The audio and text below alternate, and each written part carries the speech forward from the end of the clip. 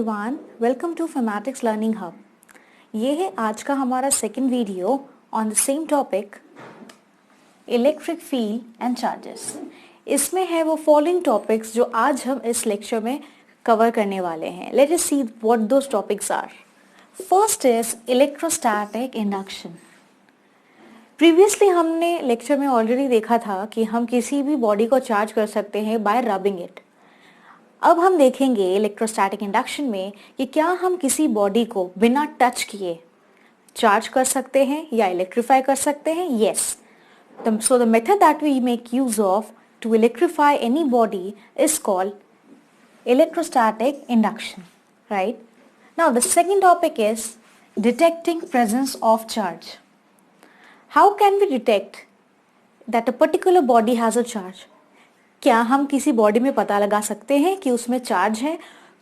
इसी डिटेक्शन को किया जाता है by using a device called electroscope. Okay, so यहाँ हम इलेक्ट्रोस्कोप के बारे में भी जानेंगे।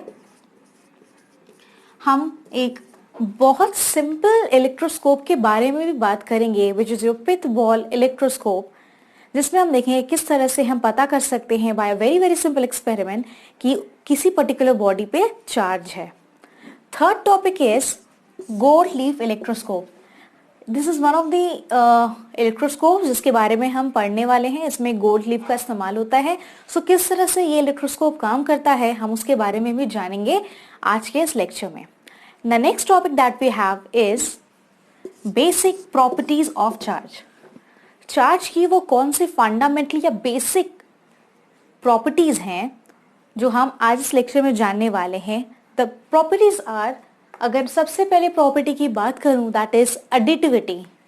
Okay, so additivity के बारे में बात करेंगे।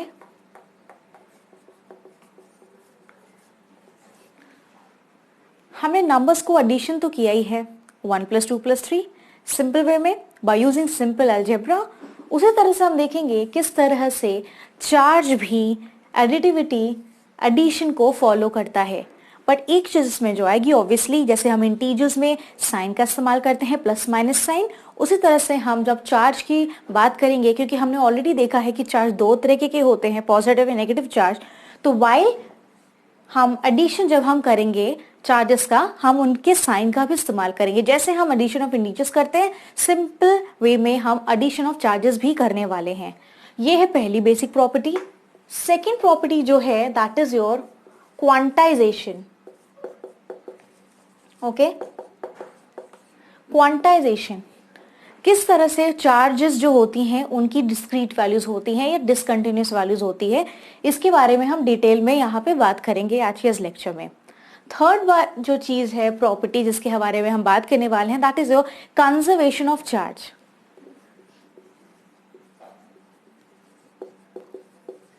कंजर्वेशन ऑफ चार्ज के बारे में भी हम बात करने वाले हैं, किस तरह से चार्ज का कंजर्वेटिव नेचर होता है वो हम देखेंगे आज के इस लेक्चर में। तो चलिए, उसके बाद जो है आपका next and the last property that is your comparison between mass and charge. ये आखिरी टॉपिक जो हम इसमें बात करेंगे दैट इज योर किस तरह से मास और चार्ज में कुछ डिफरेंसेस होते हैं। कुछ चीजें चार्ज फॉलो करता है, कुछ चीजें मास फॉलो करते हैं। तो हम इन दोनों फिजिकल क्वांटिटीज को कंपैरिजन करेंगे आज के इस लेक्चर में। तो चलिए शुरू करते हैं आज का ये लेक्चर। तो हमारा पहला जो टॉपिक है that is your electrostatic induction, right? So here it is. क्योंकि हम उन चार्जेस के बारे में बात कर रहे हैं जो कि रेस्ट पे है, that is we are talking about the charges which are at rest और इन नो मोशन। ओके, इस वजह से हम बात करेंगे इलेक्ट्रोस्टैटिक इंडक्शन के बारे में। जैसे कि हमने अपने प्रीवियस लेक्चर में बात की थी रबिंग के बारे में। रबिंग में आपको याद होगा हमने लिया था एक ग्लास रॉड और उसको रब किया था over a silk cloth. Okay, जैसे हम ग्लास रॉड को सिल्क क्लॉथ से रब करेंगे तो हमने देखा था कि ये ग्लास रॉड जो था इस पे चार्जेस डेवलप हो गए थे जो कि पॉजिटिव चार्जेस थे, एंड इस ग्लास रॉड को जब हम कांटेक्ट में लाए थे लाइट फेदर्स के कांटेक्ट में, तब it has the ability to attract these light feathers towards it. Okay, so ये हमने रबिंग के थ्रू बेसिकली इलेक्ट्रीफाई किया था या हमने चार्ज किया था इस ग्लास रॉड को। तो क्या कोई ऐसा मेथड एग्जिस्ट करता है जिसमें हम किसी भी ऑब्जेक्ट को इलेक्ट्रीफाई या चार्ज कर सकते हैं without touching it? Yes, the method is your electrostatic induction. Induction की हेल्प से हम किसी भी ऑब्जेक्ट को बिना टच किए हुए हम उसको चार्ज कर सकते हैं। तो उसके लिए हम सिंपल एक कंडक्ट करते हैं experiment. I will explain you किस तरह से उस एक्सपेरिमेंट को कंडक्ट करना है और हम देखेंगे कि क्या रिजल्ट उसमें से निकल के आता है। So let me just try to show you what it is.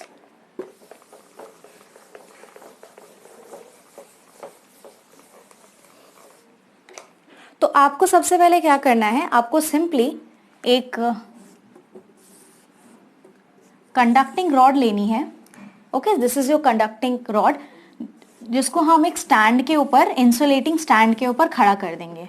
Okay, now so let me just mention, और इसके will take a glass rod also here, right. तो ये है आपका एक ग्लास रॉड। ये ग्लास रॉड जो है पॉजिटिवली चार्ज है, तो यहाँ पे हम पॉजिटिव चार्जेस शो कर देंगे। ओके, सो यहाँ पे मैंने पॉजिटिव चार्जेस शो कर दिए हैं। ये एक कंडक्टिंग रॉड है।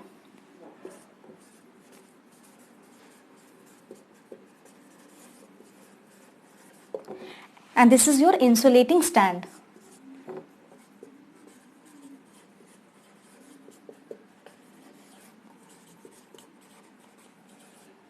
ओके, शुरुआत में बॉडी जो है वो न्यूट्रल रहेगी।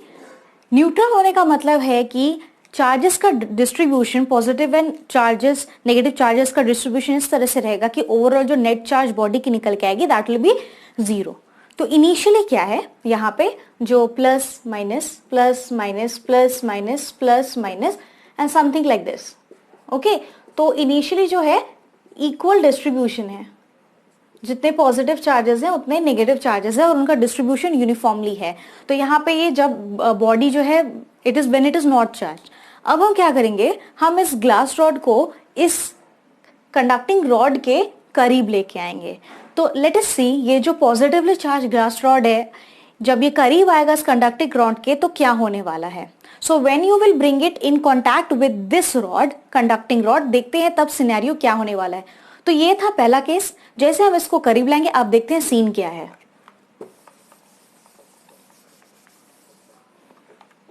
क्योंकि ये पॉजिटिवली चार्ज है तो ये पॉजिटिव चार्ज जो है हमने पढ़ा था unlike charges attract each other, तो पॉजिटिव चार्ज इस रॉड के नेगेटिव चार्जेस को अपनी तरफ खींचेगा।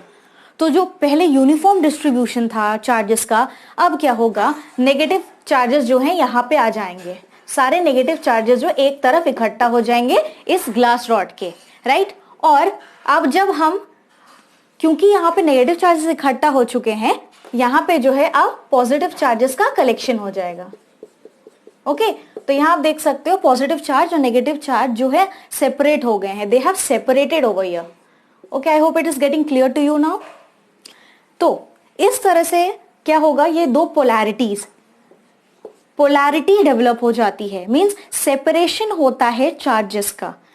पॉजिटिव नेगेटिव को अपनी तरफ अट्रैक्ट करेगा, नेगेटिव चार्जेस को जो कि इलेक्ट्रॉन्स हैं, और पॉजिटिव चार्जेस पीछे हट जाएंगे क्योंकि ये पॉजिटिव चार्जेस को रिपेल करके पीछे भेज देगा। तो इस तरह से शुरुआत में जब बॉडी कंप्लीटली न्यूट्रल थी, हमने देखा था विदाउट एनी चार्ज, जैसे ही हम ग्लास रॉड इसके नियर लेके आते हैं, ये आपका जो कंडक्टिंग रॉड है इसमें चार्जेस सेपरेट हो जाते हैं। ये पोर्शन आपका नेगेटिव बन जाता है और ये पोर्शन आपका कंप्लीटली पॉजिटिव बन जाता है। तो इस तरह से इलेक्ट्रीफाई कहेंगे हम इस कंडक्टिंग रॉड को। तो जब हम टेम्पररी इलेक्ट्रिफिकेशन करते हैं, टेम्पररी मीन्स अब जैसे ही आप इस रॉड को हटा दोगे यहां से, जब ये रॉड नहीं रहेगा तब सीन क्या होने वाला है, तब जिस तरह से शुरुआत में ये इक्वली डिस्ट्रीब्यूटेड थे, like positive negative positive negative positive negative, तो इक्वल डिस्ट्रीब्यूशन फिर से हो जाएगा एंड फाइनली उस केस में तब नेट चार्ज फिर से 0 हो जाने वाला है पूरी बॉडी का और कंडक्टिंग रॉड का इस केस में। तो यहां इसका मतलब है कि ये टेम्परेरी इलेक्ट्रिफिकेशन है। जब glass positively charge glass rod हम इसके करीब लेके आते हैं तब वो इलेक्ट्रीफाई हो जाता है, चार्जेस सेपरेट हो जाते हैं और जैसे ही हम उसको दूर लेके चले जाते हैं उस केस में जो है पोलैरिटी या जो इलेक्ट्रिफिकेशन है वो कंप्लीटली गायब हो जाता है। तो पहला पॉइंट जो हमें समझ में आया, इंडक्शन के केस पे it is temporary electrification of the body. So let us note down over here. So it is basically your temporary, okay, temporary electrification, okay। जो ग्लास रॉड हमने यहां पे रखा था, जो ग्लास रॉड आपका जो है ऑलरेडी यहां पे जो आया था, ग्लास रॉड पॉजिटिवली चार्ज था जिसकी वजह से यहाँ पे जो है नेगेटिव चार्जेस आपके इकट्ठा हो गए थे, राइट, नेगेटिव चार्जेस आपके इकट्ठा हो गए थे। तो ग्लास रॉड पे जो चार्जेस होंगे जिसकी वजह से इंडक्शन हुआ, हम इन चार्जेस को कहेंगे, right, we will call this charges as inducing charge. Okay, so this is your inducing charge. Okay, and यहां पे जो चार्जेस डेवलप हुए थे we will call it induced charge. Okay, so induced charge. I hope ये experiment तो definitely आपको जो है प्रॉपर्ली समझ में आ गया होगा। अगर मैं सिंपल वे में बात करूं, सबसे पहले तो मैं आपको ये बता दूं कि इंडक्शन में हम देख सकते हैं कि कोई भी डायरेक्ट कांटेक्ट नहीं है दोनों बॉडीज के बीच में। सो सेकंड पॉइंट जो इसमें से निकल के आता है, there is no direct contact, okay, between both the bodies.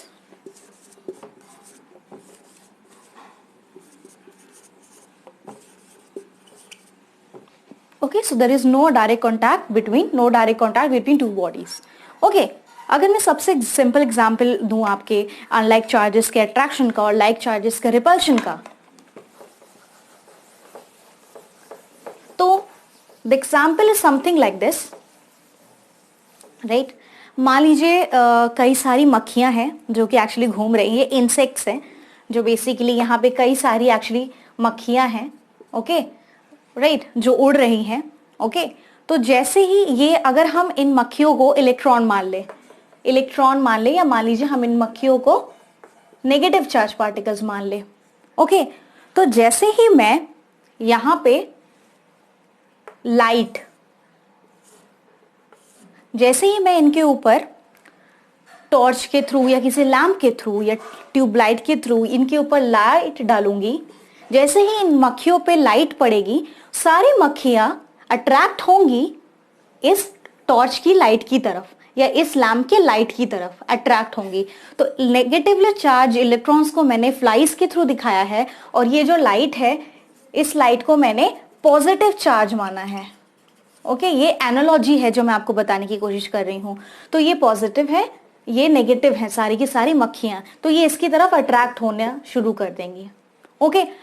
पर जैसे ही मैं इनके ऊपर इंसेक्ट स्प्रे छिड़कना शुरू करूंगी या इंसेक्ट रेपेलेंट या simply, okay, so if I have अगर इनके ऊपर मैं एक इंसेक्ट स्प्रे जिसको मैं नेगेटिव मानूंगी, नेगेटिव है, नेगेटिव एनालॉजी लूंगी मैं इसके लिए, जैसे मैं इनके ऊपर इंसेक्ट स्प्रे छिड़कूंगी, ये मक्खियां जो हैं जो कि नेगेटिव थी, जिनको मैंने नेगेटिव माना था, वो अब दूर जाने लगेंगी, they will go away, okay. तो यहां आप देख सकते हो कि जब मक्खियां नेगेटिव थी और ये लाइट जो पॉजिटिव थी, तो लाइट के जलाने पे, टॉर्च के लाइट को जलाने पे वो अट्रैक्ट हो गई, जो कि शो करता है दैट लाइक चार्जेस, सॉरी यहाँ पे unlike charges attract each other. यहाँ पे मक्खियां लाइट की तरफ अट्रैक्ट हो गई, तो नेगेटिव पॉजिटिव अट्रैक्शन। और यहाँ पे जैसे मैंने इनके ऊपर इंसेक्ट स्प्रे किया, जो उसको मैंने नेगेटिव माना था, तो negative negative they repel each other, क्योंकि अब वो स्प्रे से भागना शुरू करेंगे। सो ये इस एनालॉजी से आपको बहुत इजी होगा समझना that like charges always repel each other and unlike charges always attract each other. So I hope ये टॉपिक तो आपको समझ में आ ही गया होगा। तो हमारा नेक्स्ट टॉपिक है किस तरह से हम डिटेक्ट कर सकते हैं चार्ज के प्रेजेंस को किसी भी बॉडी पे। तो हम एक सबसे सिंपल सेटअप यूज करेंगे जिसका नाम है पिथ बॉल इलेक्ट्रोस्कोप। आप यहाँ पे अरेंजमेंट देख सकते हो पिथ बॉल इलेक्ट्रोस्कोप का। यहाँ पे ये एक रिजिड स्टैंड है, ओके, जिसपे हमने हुक की हेल्प से, यहाँ पे ये थ्रेड है, सिल्क थ्रेड है, और इस थ्रेड की हेल्प से हमने पिथ बॉल को हैंग किया है। Obviously it is positively charge, यहाँ पे ऑलरेडी जो है इसको चार्ज दिया गया है। तो अगर मान लीजिए अब मैं इसके करीब कोई भी ऑब्जेक्ट या बॉडी लेके आती हूँ और मुझे पता करना है कि उस बॉडी में क्या कोई चार्ज है, तो किस तरह से करेंगे। So first of all what we will do is that, अगर मैं इस पिथ बॉल के करीब अपना हाथ लेके आती हूँ, राइट, तो इस पिथ बॉल में कोई भी मूवमेंट नहीं होगा। तो ये मूवमेंट पिथ बॉल में जो नहीं हुआ, ये शो करता है कि मेरा जो हैंड है वो अनचार्ज्ड है। तो अनचार्ज बॉडी अगर आप इसके करीब लेके आओगे तो पिथ बॉल में किसी भी तरीके का मूवमेंट नहीं होगा। अब क्या करते हैं, हम एक नेगेटिवली चार्ज एबोनाइट रॉड को इसके करीब लेके आते हैं।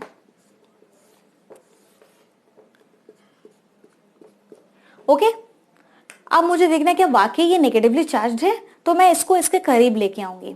जैसे ही ये एबोनाइट रॉड, ओके, इस बॉल के करीब आएगा तो ये बॉल जो है मूव करेगा। ओके, कुछ इस तरह से ये बॉल जो है मूव करेगा, अपनी जगह से मूव करेगा। तो इस बॉल का मूवमेंट क्लियरली शो करेगा कि इस बॉडी में जो कि एबोनाइट रॉड है, कोई ना कोई चार्ज डेफिनेटली प्रेजेंट है।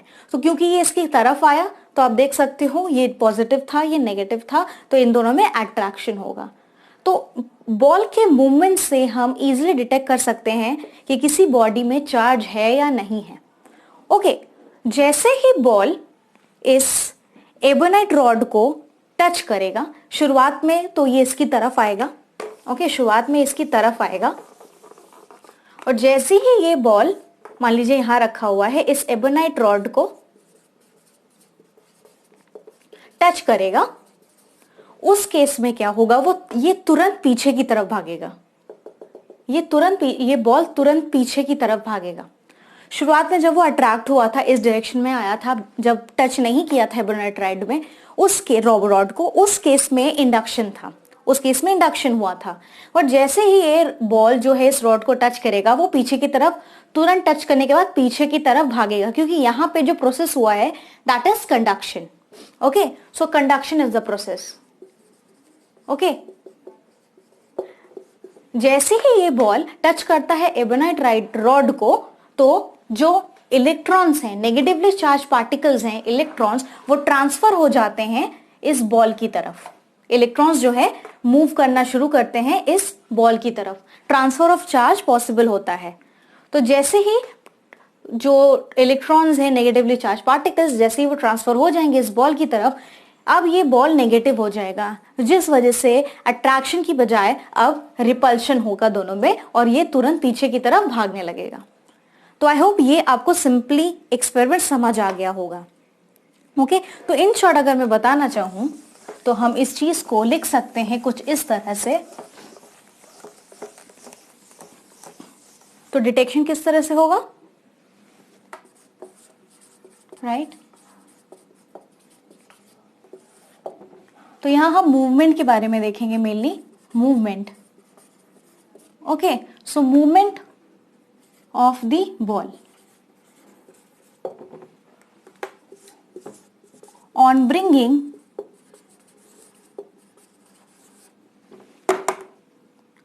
body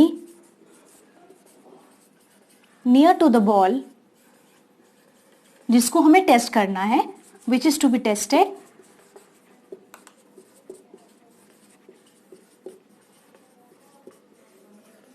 okay, which is to be tested।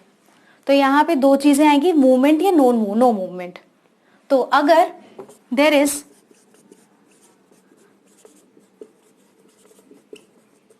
movement in the ball,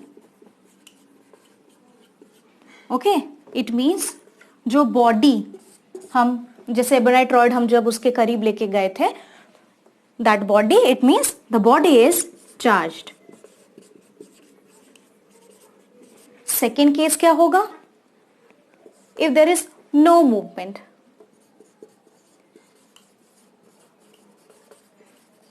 जब हम अपने हाथ को करीब लेके गए थे उस बॉल के, तो देयर वाज नो मूवमेंट, तो उस केस में the body is uncharged. Okay, तो आई होप ये सिंपल वे में आपको डेफिनेटली समझ आ गया होगा। पिथ बॉल जो एक इलेक्ट्रोस्कोप आपका होता है, ये बेसिकली बस बता सकता है कि किसी बॉडी में डिटरमाइन कर सकता है कि चार्ज प्रेजेंट है या नहीं, किस तरीके का चार्ज है। ये एक ड्रॉबैक है इस पिथ बॉल इलेक्ट्रोस्कोप में, ये डिटेक्ट नहीं कर सकता है। अब हम बात करेंगे गोल्ड लीफ इलेक्ट्रोस्कोप के बारे में। जैसे कि आप ये सेटअप देख सकते हैं, इस पे एक ब्रास रॉड लगी हुई है जिसके टॉप पे ब्रास का एक डिस्क है, और ये गोल्ड लीव्स हैं जो कि मेटल की बनी हुई होती है। इसका इस्तेमाल किया जाता है चार्ज के डिटेक्शन के लिए और कितना अमाउंट ऑफ चार्ज प्रेजेंट है उस वजह से। अब हम लेंगे ये रॉड जिसके ऊपर रबर या ग्लास का एक स्टॉपर बना हुआ है और उसे हम इंसर्ट करेंगे ग्लास जार पे। ये कंप्लीट सेटअप है आपके गोल्ड लीफ इलेक्ट्रोस्कोप का। इसका इस्तेमाल किया जाता है to detect the presence of charge on any body, और कितना चार्ज प्रेजेंट है हम वो भी डिटेक्ट कर सकते हैं। यहाँ पे एक ऑब्जेक्ट लिया गया है हाथों में। अब हम अगर पता करना चाहते हैं कि इस ऑब्जेक्ट पे चार्ज है या नहीं, तो हम इसको टच करवाएंगे ब्रास रॉड से टॉप पे, जिस वजह से डाइवर्जेंस होगा लीव्स में। लीव्स की इन्हीं डाइवर्जेंस को से पता लगता है कि बॉडी चार्ज थी। चार्ज नेगेटिव था या पॉजिटिव, ये डिपेंड करता है। अब वही ऑब्जेक्ट लेंगे जो नेगेटिव चार्ज है और हम उसको टच कराएंगे टॉप पे, जिस वजह से इलेक्ट्रॉन्स फ्लो करने लगेगा रॉड में और लीव्स डाइवर्ज होने लगेंगी। लीव्स का डाइवर्ज होना ये शो करता है कि ये बॉडी जो है वो चार्ज थी, जैसे कि आप इस पिक्चर में देख सकते हो। मान लीजिए कि शुरुआत की कंडीशन में आपका जो इलेक्ट्रोस्कोप है वो नेगेटिवली चार्ज है और बॉडी जो है हम टच करवाते हैं at the top of it, जैसे कि आप इस पिक्चर में देख सकते हो, जिस वजह से लीव्स आपको डाइवर्ज करती हुई दिख रही हैं। लीव्स का डाइवर्जेंस शो करता है कि ये जो बॉडी थी वो उस पे और इलेक्ट्रोस्कोप के पे सेम चार्ज था जो कि नेगेटिव था। अब आपका इलेक्ट्रोस्कोप पॉजिटिव है, बॉडी को टच कराने पे आपका लीव जो है अंदर की तरफ आने लगेगा, डाइवर्ज नहीं करेगा। अब हम बात करेंगे बेसिक प्रॉपर्टी ऑफ चार्जेस की। Let us see what those basic properties are. सबसे पहली जो बेसिक प्रॉपर्टी है वो है एडिटिविटी।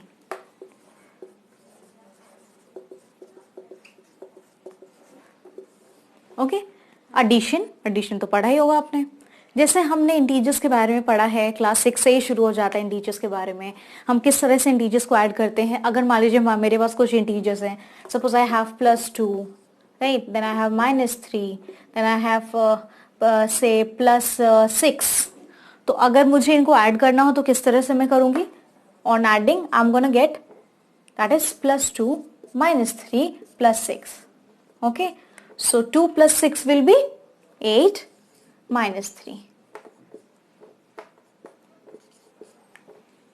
तो मुझे फाइनली यहाँ पे +5 मिलेगा, क्योंकि ऑब्वियसली यहाँ पे जो 8 है इट इज ग्रेटर, सो उसी का साइन यहाँ पे इस्तेमाल करूंगी।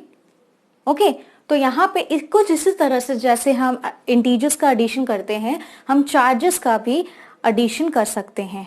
तो यहाँ पे अगर मैं इस +2 को इंटीजर के बजाय अब ले लूं +2 कूलम चार्ज, इसको मैं ले लूं -3 कूलम चार्ज, और मैं इसको ले लूं +6 कूलम चार्ज, तो फाइनली मुझे चार्ज जो मिलेगा साइन के साथ, ऑब्वियसली जैसे मैंने इंटीजर्स के केस में किया था, मुझे मिलेगा +5 कूलम चार्ज।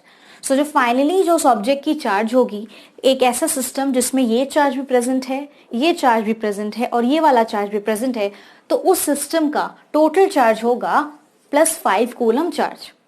तो जैसे हम जानते हैं मास जो है एक स्केलर क्वांटिटी है, उसी तरह से आपका चार्ज भी एक स्केलर क्वांटिटी है। मींस इसका सिर्फ मैग्नीट्यूड या वैल्यू है, वैल्यू एग्जिस्ट करता है, डायरेक्शन के बारे में हम यहाँ पे कुछ भी नहीं बताते। सो it is a scalar quantity. Okay, मान लीजिए आप जो है फ्रूट्स वगैरह खरीदने जा रहे हैं, तो ऑब्वियसली आप उसको फाइनल आपने कितना केजी का फ्रूट खरीदा, आपने कुछ बनानास खरीदे, आपने कुछ एप्पल्स खरीदे, कुछ ऑरेंजेस खरीदे, तो फाइनली अगर मुझे टोटल बताना हो कितने केजी के फ्रूट्स मैंने खरीदे, तो ऑब्वियसली वहां पे मैं सिंपली ऐड कर दूंगी चीजों को। तो यहाँ पे भी कुछ हम इसी तरह से जो है वैल्यूज की बात करते हैं, क्योंकि हम स्केलर क्वांटिटी से डील कर रहे हैं। तो simply just like addition of integers, यहाँ पे आपका चार्ज भी एडिटिव इन नेचर होता है। तो आई होप ये चीज तो आपको डेफिनेटली समझ में आ गई होगी कि टोटल सिस्टम का चार्ज हम सिंपली एडिशन से निकालते हैं, obviously with the sign included in it. Next जो बात आती है यहाँ पे, वो that is your mainly quantization. So let us see quantization का मतलब क्या होता है। Okay, so the second thing that I have is your quantization.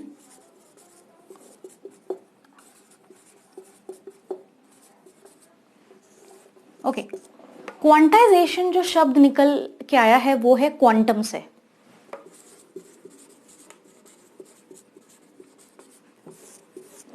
Quantum जो होती है एक ऐसी फिक्स्ड मिनिमम वैल्यू होती है किसी भी फिजिकल क्वांटिटी की, जो हम रिप्रेजेंट कर सकते हैं।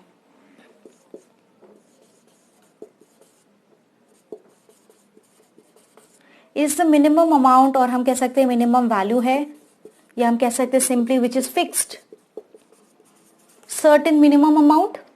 ओके, तो क्वांटम है ये, राइट। सिर्फ सबसे सिंपल एग्जाम्पल लेते हैं। मान लीजिए यहाँ पे कोई एक बिल्डिंग खड़ी है, कोई एक बिल्डिंग है। ओके, उस बिल्डिंग के कुछ फ्लोर्स होंगे। ओके, मान लीजिए ये फर्स्ट वाला फ्लोर है। Okay, this suppose this is ground floor, obviously we will start with ground floor. ये ग्राउंड फ्लोर है, उसके बाद आपका फर्स्ट फ्लोर आएगा, उसके बाद आपका सेकेंड फ्लोर आएगा, उसके बाद आपका थर्ड फ्लोर आएगा। तो इसी तरीके से आपके जो नंबर ऑफ फ्लोर्स होंगे बढ़ते चलेंगे इन इंक्रीजिंग ऑर्डर। ओके, तो क्या इस बिल्डिंग में कोई ऐसा भी फ्लोर होगा जिसका नाम, या क्या कोई ऐसा फ्लोर हो सकता है जो ग्राउंड फ्लोर और फर्स्ट फ्लोर के बीच एग्जिस्ट करे? नो। क्या कोई ऐसा फ्लोर हो सकता है जो आपका सेकंड फ्लोर और थर्ड फ्लोर के बीच में एग्जिस्ट करे? नो, क्योंकि ground floor, first floor, second floor, third floor, इसी तरह से फ्लोर्स एग्जिस्ट करते हैं। आप कभी नहीं कहते कि 1.5 फ्लोर है, ये 1.25 नंबर का फ्लोर है। Okay, so this is what I wanted to tell you कि यहाँ पे हम क्वांटाइजेशन की बात कर रहे हैं। ओके, डिस्क्रीट वैल्यूज हैं, डिसकंटिन्यूअस वैल्यूज हैं, कंटिन्यूअस वैल्यूज नहीं है। तो जब हम क्वांटाइजेशन की बात करते हैं, इट मींस ऐसी फिजिकल क्वांटिटी, अगर मैं उसको कहूं कि वो क्वांटाइज्ड है, इसका मतलब उस क्वांटिटी की डिस्क्रीट, या मैं कह सकती हूं डिसकंटिन्यूअस वैल्यूज होंगी। मींस कंटिन्यूअस वैल्यूज तो नहीं होने वाली है। तो वही होता है कुछ केस इन चार्ज। तो जब हम चार्ज की बात करते हैं, तो चार्ज जो है वो आपका इसी तरह से क्वांटाइज्ड होता है। अगर मैं एक सिंपल एग्जांपल आपको दूं, जैसे यहां पे एग्जांपल के तौर पे चार्ज जो है वो क्वांटाइज्ड है। सबसे मिनिमम, अगर मैं चार्ज के केस में क्वांटम की बात करूं, वो होगा आपका चार्ज ऑन एन इलेक्ट्रॉन। तो एक इलेक्ट्रॉन की जो वैल्यू होती है, नेगेटिव चार्ज की जो वैल्यू होती है, वो सर्टेन मिनिमम अमाउंट है, वही क्वांटम वैल्यू है, that is quantum. Okay, so basically quantum means that it is the minimum amount by which a physical quantity can change. Okay, तो अगर मान लीजिए मेरे पास अल्फा पार्टिकल है, ओके, अल्फा पार्टिकल पे +2 ही चार्ज होता है। उससे पहले मैं आपको बता दूं, जैसे आपका इलेक्ट्रॉन है, तो इलेक्ट्रॉन पे जो होगा वो एक नेगेटिव चार्ज होगा, ये मिनिमम सर्टेन वैल्यू है। ओके, अगर मैं like it will be like -e, और अगर मैं प्रोटॉन की बात करूंगी तो प्रोटॉन को मैं ऐसे रिप्रेजेंट करूंगी बाय +e। ओके, तो इस ई का ही हम कुछ मल्टीपल लेंगे, इंटीग्रल वैल्यूज लेंगे। n is the integral value, okay, it is an integer because it can have plus minus charges. Okay, तो किसी भी बॉडी की अगर मुझे चार्ज टोटल क्यू निकालनी है, वो कुछ इंटीग्रल मल्टीपल होगा इस मिनिमम वैल्यू ई का। जैसे अल्फा पार्टिकल की बात जैसे मैं कर रही थी, तो उसका जो होता है आपका charge, it is basically your plus 2 times E. Okay, तो ये यहां पे n ये है +2। तो इस तरह से चार्ज जो है वो कंप्लीटली क्वांटाइज्ड होता है। तो आई होप आपको ये चीज जो है समझ में आ ही गई होगी, quantization of charge. Electric charges जो है वो डिस्क्रीट अमाउंट में ही एग्जिस्ट कर सकते हैं। ओके, तो इसी को हम कहते हैं कि चार्जेस की कंटिन्यूस वैल्यूज ना होना या डिस्क्रीट वैल्यूज या डिसकंटिन्यूस वैल्यूज होना, इसी को कहा जाता है quantization of charge. What is this cause of charge quantization? In fact,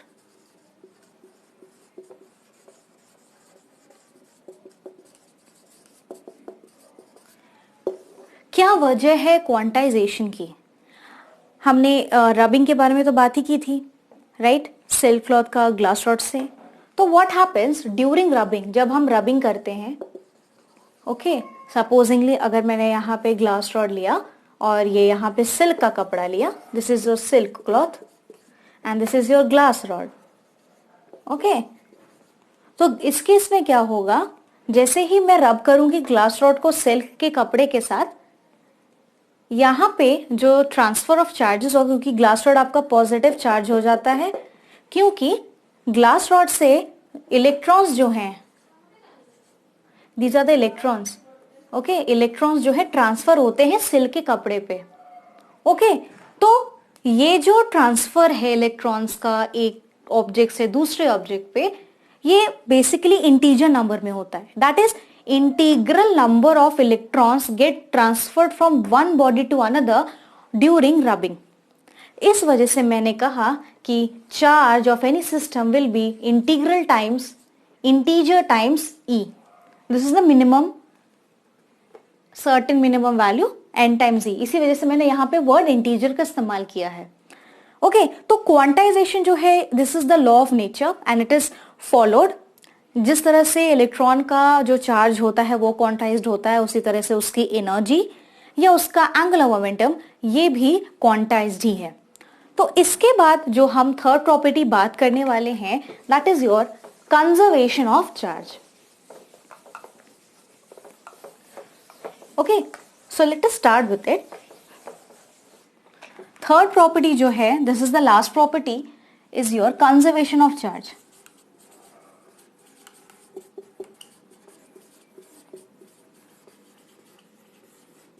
What is this conservation of charge?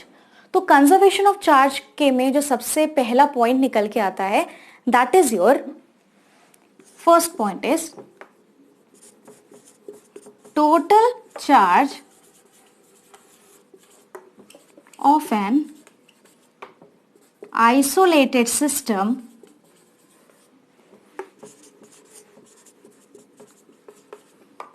remains constant. तो यहां पे आप देख सकते हो कि वर्ड आया है आइसोलेटेड सिस्टम। तो आइसोलेटेड सिस्टम का मतलब क्या है? आइसोलेटेड सिस्टम का मतलब ये है कि the meaning of isolated system is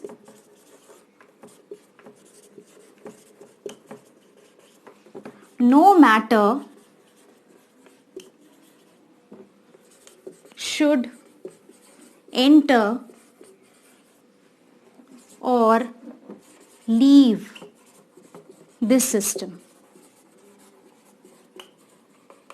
okay, अगर मेरे पास सपोजिंगली कोई बॉडी है यहाँ पे, suppose this is some body that I have, और अगर मैं इसको आइसोलेटेड सिस्टम बुलाती हूँ, तो आइसोलेटेड सिस्टम तभी मैं बुला पाऊंगी जब ऑब्वियसली जो है ना ही इसमें कोई मास या कोई मैटर एंटर करे, ओके, ना ही कोई मैटर एंटर करे और ना ही कोई मैटर इसके अंदर से एग्जिट करे। ओके, तो उस केस में जो सिस्टम होगा that will be called your isolated system. So isolated system का जो ओवरऑल नेट चार्ज होता है इट ऑलवेज रिमेन्स कांस्टेंट, वो सेम रहेगा, वो नहीं बदलने वाला. सो this is the first statement that I have over here. अब देखते हैं सेकेंड स्टेटमेंट क्या है. Second statement is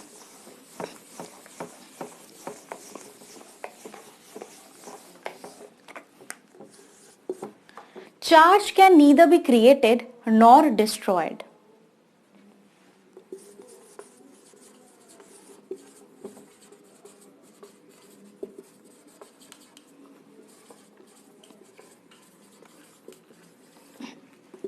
Okay, nor destroyed,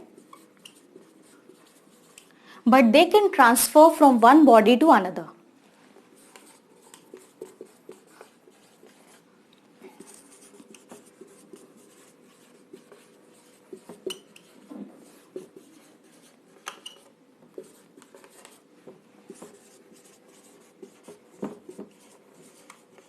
okay, so charge जो है ना ही वो बनता है खुद ब खुद, ना ही डिस्ट्रॉय होता है खुद ब खुद, बट चार्जेस एक बॉडी से दूसरी बॉडी में ट्रांसफर जरूर हो सकते हैं. जैसे कि हमने किस एग्जाम्पल में देखा था, हमने देखा था यहाँ पे रबिंग के एग्जाम्पल में.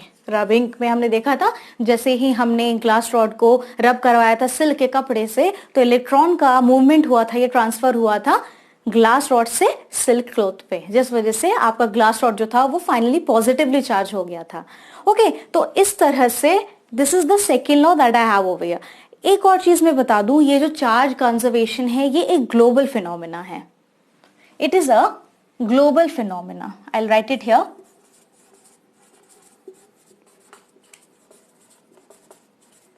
It is a global phenomenon. ना, ग्लोबल फिनोमिनन का मतलब ये है कि जो टोटल चार्ज है आपके यूनिवर्स का वो कांस्टेंट है.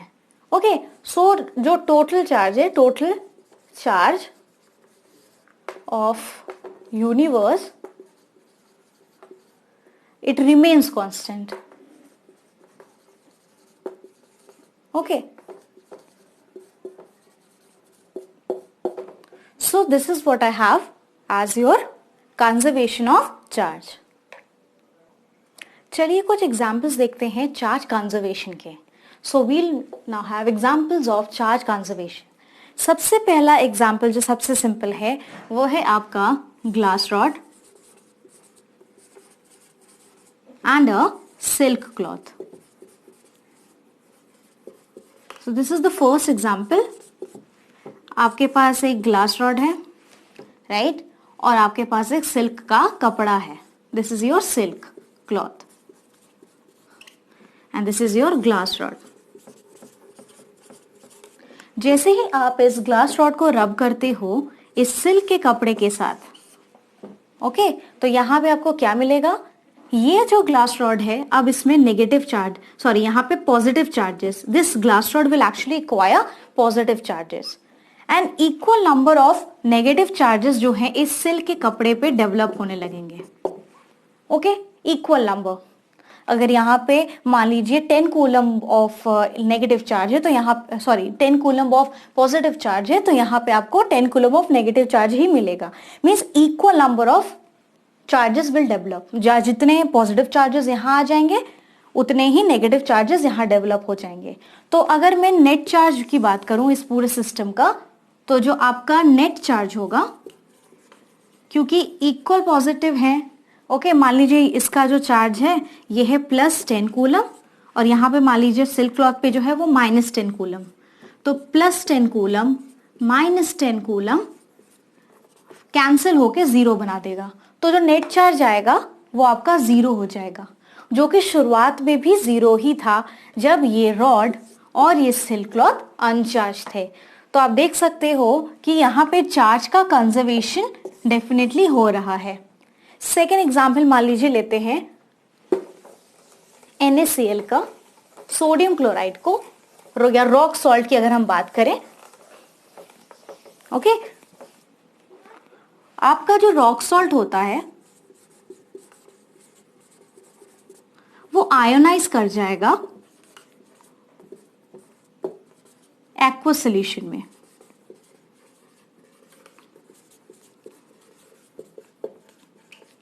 देखते हैं कौन सा केमिकल रिएक्शन इन्वॉल्व होगा। तो आपका रॉक सॉल्ट का जो केमिकल फॉर्मूला आएगा निकल के, that is NaCl। NaCl finally जैसे ही वो आप एक्वा सोल्यूशन में डालोगे वो आयोनाइज हो जाएगा, पॉजिटिव और नेगेटिव आयंस में टूट जाएगा। तो ये टूटने के बाद कुछ इस तरह से बनेगा Na+Cl-। तो sodium positive, this is your chlorine, और क्लोराइड नेगेटिव। तो ये NaCl फाइनली जो है टूट चुका है Na+ और Cl- में। ओके तो आप शुरुआत में अगर आप देखोगे इस पे कोई भी चार्ज नहीं है, तो यहाँ पे अगर मैं चार्ज की बात करूं, द चार्ज इज 0 भैया। ओके यहाँ पे आप देख सकते हो देयर इज 1 पॉजिटिव चार्ज, यहाँ पे आप देखोगे देयर इज 1 नेगेटिव चार्ज। तो 1 पॉजिटिव एंड 1 नेगेटिव मिलके फाइनल चार्ज जो है 0 बना देगा। तो आप देख सकते हो it is equal on both the side, so it follows conservation of charge. एक और एग्जांपल अगर हम ले चले, that is pair production. Pair production में हम अगर एक गामा फोटोन ले, gamma ray photon, okay gamma ray photon अगर हम लेके चले, तो गामा रे फोटोन बेसिकली इस पे जो चार्ज होता है it is 0, it is 0 charge. And pair production के केस में इसमें से जो बनता है that is your electron as well as your positron. तो यहाँ पे भी आपका एक E+। So electron or positron, yeah, basically I would rather show it like this, -E plus E. Okay, electron and positron. This is pair production. Okay, so I'll write it here.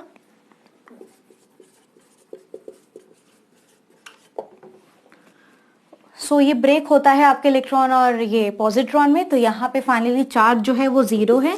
और यहाँ पे आप देखोगे जब इस side आओगे right hand side, you will see यहाँ पे आपका एक देयर इज 1 नेगेटिव चार्ज और यहाँ पे ये पॉजिटिव है। तो फाइनली ये एक दूसरे को कैंसिल करके द फाइनल चार्ज इज 0।